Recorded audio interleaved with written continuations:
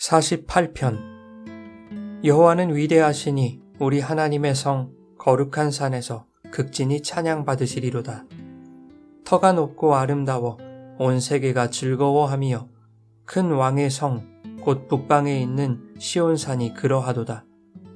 하나님이 그 여러 궁중에서 자기를 요새로 알리셨도다. 왕들이 모여서 함께 지나갔으며 그들이 보고 놀라고 두려워 빨리 지나갔도다. 거기서 떨림이 그들을 사로잡으니 고통이 해산하는 여인의 고통 같도다. 주께서 동풍으로 다시스의 배를 깨뜨리시도다.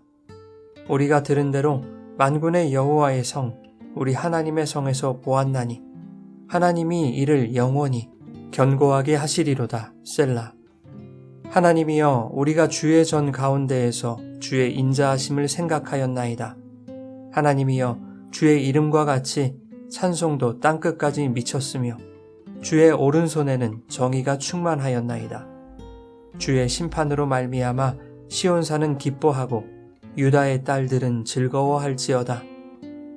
너희는 시온을 돌면서 그곳을 둘러보고 그 망대들을 세어보라. 그의 성벽을 자세히 보고 그의 궁전을 살펴서 후대에 전하라. 이 하나님은 영원히 우리 하나님이시니 그가 우리를 죽을 때까지 인도하시리로다. 여러분, 좋은 아침입니다. 오늘도 말씀의 은혜가 여러분의 삶에 풍성히 임하기를 소망합니다. 시편 48편은 성도의 참된 안전이 어디로부터 나오는지를 보여줍니다. 세상 나라는 안전을 위해 군사력을 보강하고 사람들은 권세와 재물이라는 성벽을 높이 쌓아서 자신의 안전을 확보하고자 합니다. 그러나 본문은 진정한 안전이 하나님이 계신 곳에서 나온다고 말씀합니다. 시인은 1절에 하나님의 도성에 거하시는 그 하나님을 찬양합니다. 여호와는 위대하시니 우리 하나님의 성 거룩한 산에서 크게 찬양받으시리로다. 여호와께서 거룩한 산에 거하시는 것으로 묘사하고 있는 것은 헬라인들이 자신들의 신들이 올림푸스 산에 거한다고 여겼듯이 고대 중동에서는 북방에 신들이 거하는 산이 있다고 보았기 때문입니다. 그래서 2절에는 큰 왕이신 하나님이 계신 성을 북방에 있는 시온산이라고 말하고 있는 것입니다. 북방 산들 중에 성전산인 시온산은 두드러지지 않은 산이었습니다. 그럼에도 불구하고 시인이 여호와는 위대하시다라고 고백하고 있는 것은 세상 그 어떤 신들보다 하나님이 뛰어나시고 우월하며 그분의 능력이 미치지 않은 곳이 없다는 선언입니다. 물론 하나님은 유일하신 신이지만 시인은 고대의 신적 세계관 안에서 하나님의 위대하심을 드러내는 신앙의 표현을 한 것입니다. 2절에 왕의 성 시온산은 터가 높고 아름다워 온 세계의 즐거움이 된다고 말하고 있습니다. 이 아름다움은 경관의 수려함이 아니라 기쁨과 즐거움은 하나님의 임재로부터 나온다는 의미입니다. 즉 하나님께서 거하시는 시온산이 온 세상의 중심이라고 선포하고 있는 것이죠. 이것은 당시 패권을 자랑하던 바벨론이나 애굽의 성들을 향한 영적 도전장이기도 했습니다. 고대 제국들의 도성은 외형적인 위용을 자랑했습니다. 반면 예루살렘 시온산은 외형적으로 두드러지지는 않았지만 하나님이 그 터를 높이 드셔서 적들이 공격할 수 없는 최강의 요새라는 것입니다. 또한 하나님의 임재가 흐르는 그 아름다움은 세상 어느 제국의 도성과도 비교할 수 없는 것입니다. 예루살렘 시온은 하나님의 도성입니다. 하나님의 도성은 교회와 성도를 의미합니다. 하나님은 교회의 주인이시고 성도는 하나님이 거하시는 처소입니다. 큰 왕이신 하나님께서 교회와 성도 안에 들어오셔서 교회와 성도를 세상 위에 세우시고 세상의 어떠한 공격으로부터 안전하도록 우리의 요새가 되어주셨습니다. 그것을 3절에 이렇게 말하고 있습니다. 하나님이 그 여러 궁중에서 자기를 요새로 알리셨도다. 요새라는 단어는 높이 세워진 안전한 피난처를 뜻합니다. 하나님이 계신 성은 아무리 적들이 둘러싸도 함락되지 않습니다. 하나님이 그 터를 높이 세우셨고 그 가운데 계신 하나님이 그들의 힘과 방패이시기 때문입니다. 4절 이하에서 시인은 왕들이 연합하여 시온을 치러 왔다가 하나님의 권능 앞에 두려워 떨며 도망가는 모습을 그리고 있습니다. 이것을 히스기야 때 아수르의 침공 사건으로 연결짓기도 합니다. 열왕기하 18장과 19장에 아수르 왕 사네립이 예루살렘을 포위했지만 하룻밤 사이에 하나님의 사자가 사네립의 군대 18만 5천 명을 치신 사건입니다.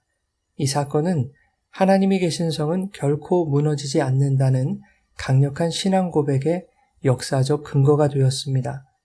이것이 꼭 역사적 사건에 관한 것이 아니라 할지라도 이스라엘을 공격하기 위해 몰려드는 대적들을 하나님께서 당신의 권능으로 물리치신다는 것은 이스라엘의 장래에 있어도 예언적인 희망이 될 것입니다. 이는 오늘날 우리에게도 세상이라는 대적에게서 교회를 지키시는 하나님에 대한 소망과 확신을 갖게 합니다. 시인은 7절에 주께서 동풍으로 다시스의 배를 깨뜨리신다고 말합니다.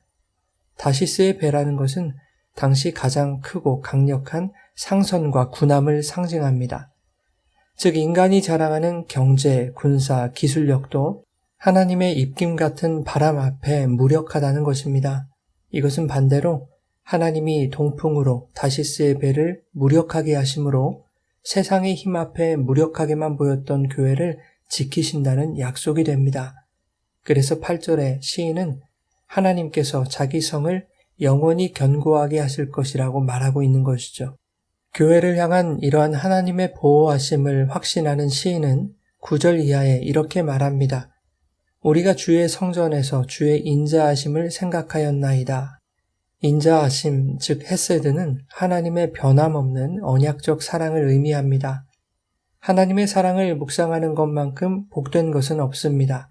그분의 사랑은 독생자의 십자가를 통해 교회에게 생명으로 주어졌기에 하나님의 인자하심을 묵상한다는 것은 그가 그리스도의 생명 안에서 살아가고 있다는 증거가 되는 것입니다. 시인은 하나님의 인자하심과 더불어 10절에서는 그분의 정의, 곧 구원을 이루시는 능력을 찬양합니다.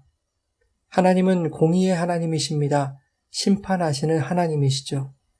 공의는 죄를 미워하고 의를 세우시는 하나님의 성품을 말합니다. 그런데 하나님의 공의 안에는 심판만 있는 것이 아닙니다. 심판받아야 할 우리의 죄를 죄가 없으신 예수께 전가하심으로 교회를 구원하신 그 사랑 또한 하나님의 공의 안에 있는 것입니다. 그래서 11절에는 유다의 딸들, 즉 온 유다 성읍들에게 주님의 심판으로 말미암아 기뻐하고 즐거워하라고 권면하고 있는 것입니다. 하나님의 심판은 시온의 백성들에게는 구원이 될 것이기 때문입니다.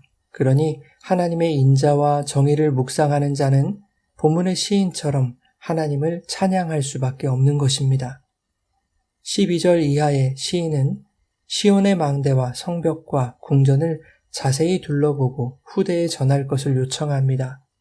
이는 눈으로 살펴본다는 의미가 아니라 하나님이 어떻게 하나님의 도성을 지켜오셨는지 마음에 새기고 그분의 인자와 정의를 다음 세대에 전하라는 의미입니다.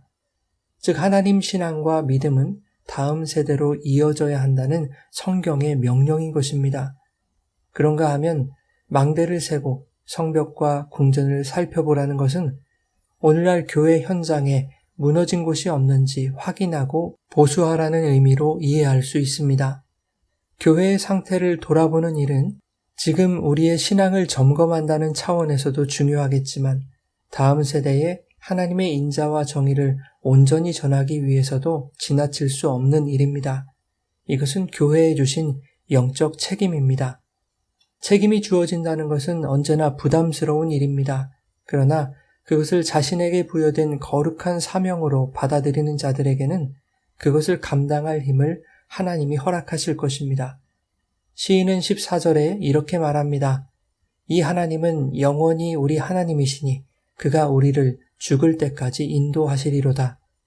마태복음 마지막 구절에 내가 세상 끝날까지 너희와 항상 함께 있으리라고 하신 예수님의 약속과도 같습니다. 하나님은 모든 시대의 교회와 성도들이 하나님의 사랑과 심판, 그분의 인자와 정의를 굽게 하지 않는 온전한 교회로 설 수 있도록 세상 끝날까지 함께 하시며 도우실 것입니다.